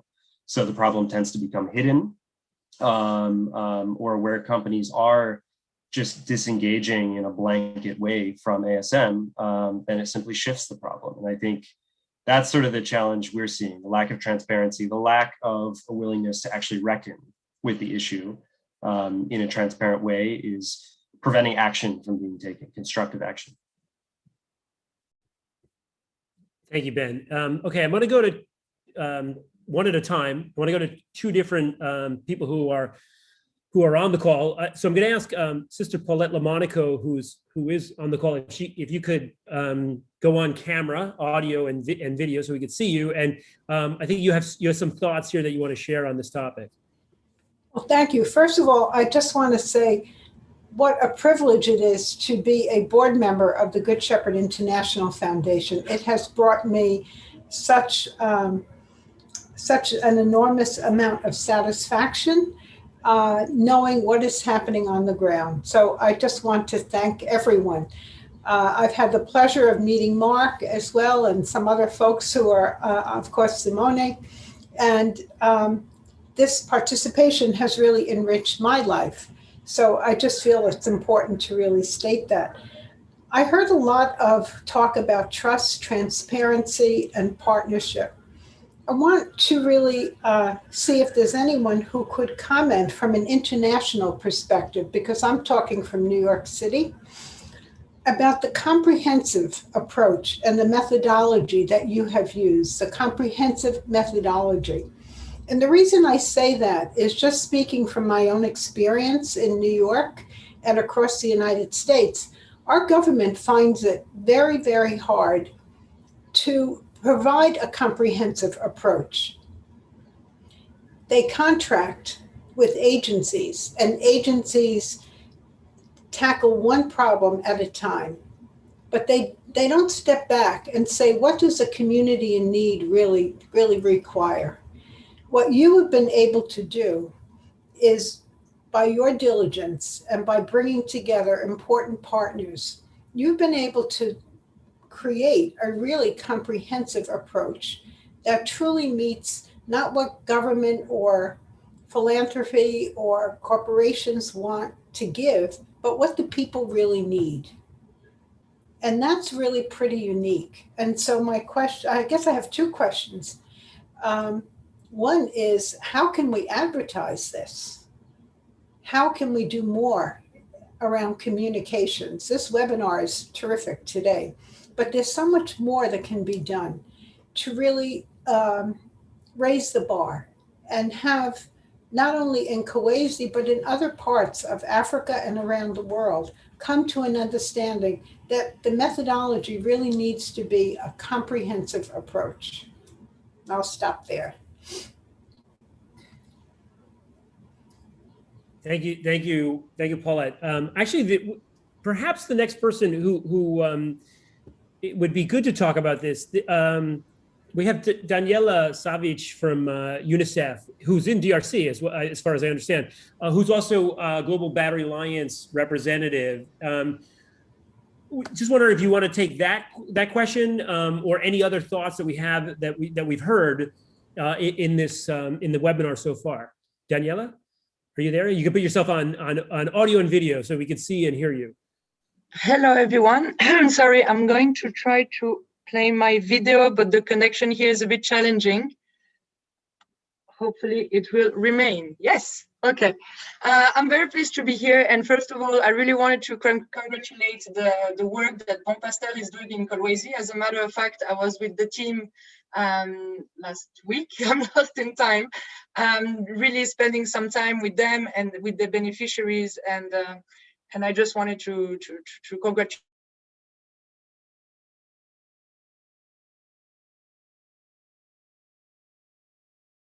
Will answer Madame Lo Monaco question, but what I wanted to highlight is, as we're speaking about transparency, we do as a UN agency have a big challenge, which is to monitor the scale of the issue and therefore to monitor the progresses that amazing NGOs like Bon Pasteur are doing on the ground, because I mean, with no doubt, the results are there, the progresses are there, but without knowing what we're trying to address or the magnitude of the issue that we're trying to address, it is very difficult for us as a UN agency to basically say, okay, we made progress and this is how much remains to eliminate child labor in mining, for example.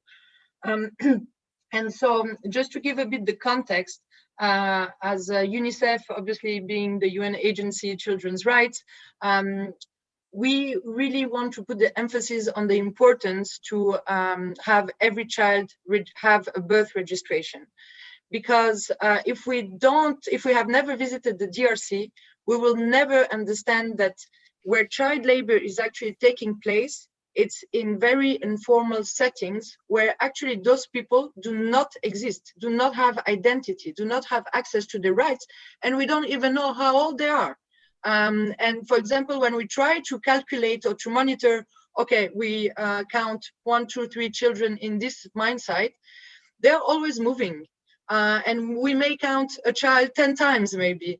And sometimes the child we think is a minor one, but they don't even know the age. So really, I really wanted to put the emphasis if we could harmonize our efforts together to include birth registration. This will really help us as a UN agency to basically track the progresses of the NGOs on the ground who are really doing a great job. Thank you. Thank you, Daniela. Yeah, we saw the power of data, or we've seen that throughout this presentation. And if we don't have that level of data on birth registrations, that could really hamper progress that we're trying to make in this area.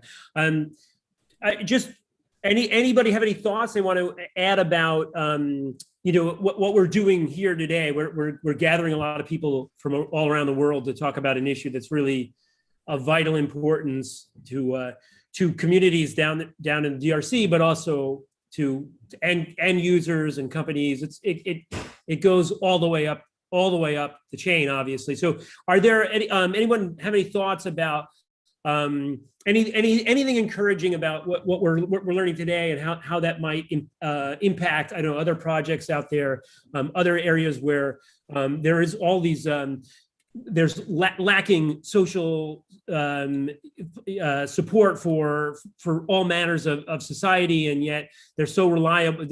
We rely on them so much for our global supply chain. I don't know if anybody has any thoughts on that they might want to jump in here. Bernard, I just wanted to react to the earlier question about from Paulette about creating holistic programs. And I would love to hear more from the Kolwezi team, because it is a note that I'd made in my introductory remarks and had forgotten to. in the humanitarian industry, in many social service programs, each agency has its specialized role. But Bon Pasteur has managed to connect all of these and to centralize children.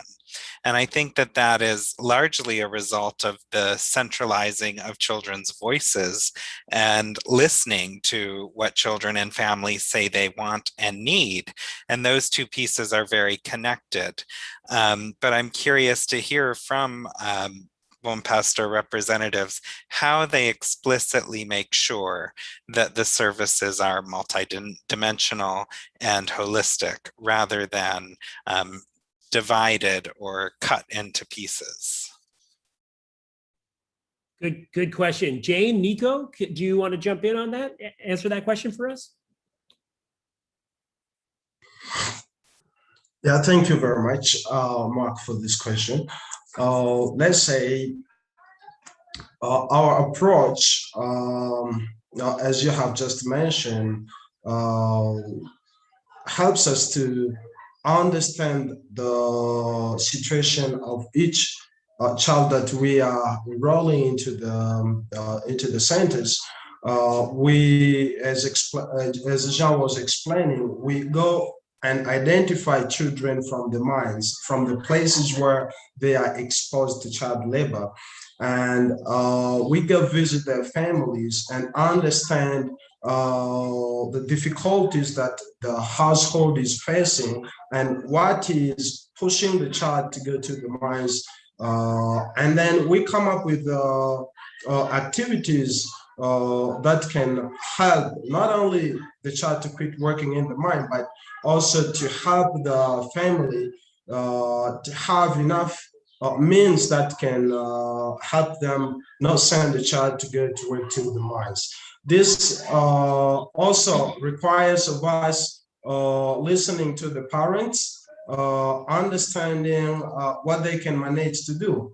And as we have previously mentioned through Sister Jane, that it's also that most of the families are large families, and some of them are women-led families. So we tackle them, we specify the help that we give to the families so we can help the children to no longer go to the mines. So I would say it's not easy for us as an exercise, but we get used to it when interacting with the families and the children themselves. I will also mention that the collaboration with mining companies has helped. Most of our supporters as companies have helped us have a more flexible approach to implementation of activities, and they help us really deliver what is needed for each and specific community. I'll leave it like that. Thank you.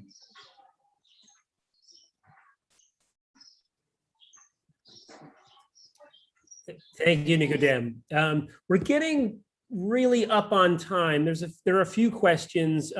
If the panelists are game, I wonder if there's let's see if we have time for this question. There's a question about going a little bit further north, looking in another country, Burkina Faso, but it also has similar issues here where fighting child labor in small copper mines there. The question is about creating transparency a little bit further down the chain in the production process. I know we had moments where we talked a little bit about this. Is that too a way to address this? If we have transparency all along the supply and production chain, could that possibly have an impact on the ground in some of these communities? Maybe I could step in here, Bernard. Please. Yeah, I mean, just to emphasize that the scope of the due diligence guidance is global. And I mean, this is an issue that while I think as a secretariat, because of some of the other partners in the field that we've had to work with, the DRC and the Great Lakes region have been focuses of our attention and programmatic work, but the guidance is global, and wherever these risks exist in supply chains, companies really have a duty to address them and not sort of just blow with the wind in terms of where attention is at any given time.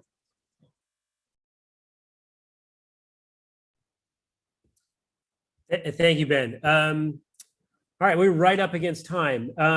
This is excellent. This has been there's been quite a bit of discussion. Everybody, I feel as if we answered quite a few of the questions.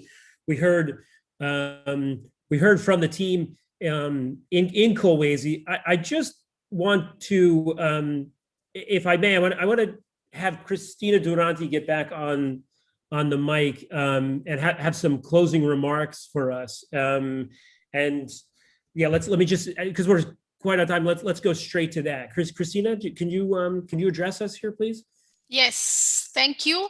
And really, thank you all for this incredibly rich conversation. I think this was a fairly unique moment of discussion. I've been through so many meetings and conferences since we started to engage in this discussion around responsibility in supply chains and child labor, which was a new topic for Good Shepherd globally.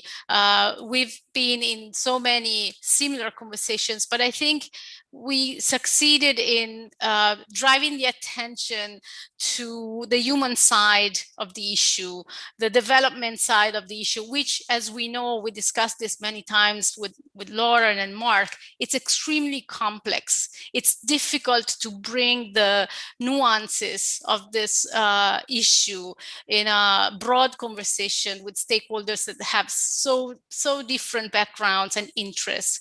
So I think this was a very interesting experiment to bring the conversation across the development, humanitarian, protection world and the business world. So thank you all for reaching out a little bit outside of your scope and create a conversation that could speak a little bit broader. Thanks to Bernard, thanks to all the panelists, thanks to the people in Kolwezi who I would say hello, and Jambo, and thank you very much for being with us. And we hope you enjoyed this conversation. I also wish, and I call on Benjamin and the others to have more of these opportunities for a direct conversation among the different actors that are playing different roles in this field. Thank you all again on behalf of Good Shepherd International Foundation and Bon Pasteur. I wish you all the best for the rest of the day. Thank you. Thanks, everyone. Thank you, everybody. Bye. Bye-bye. Thank you.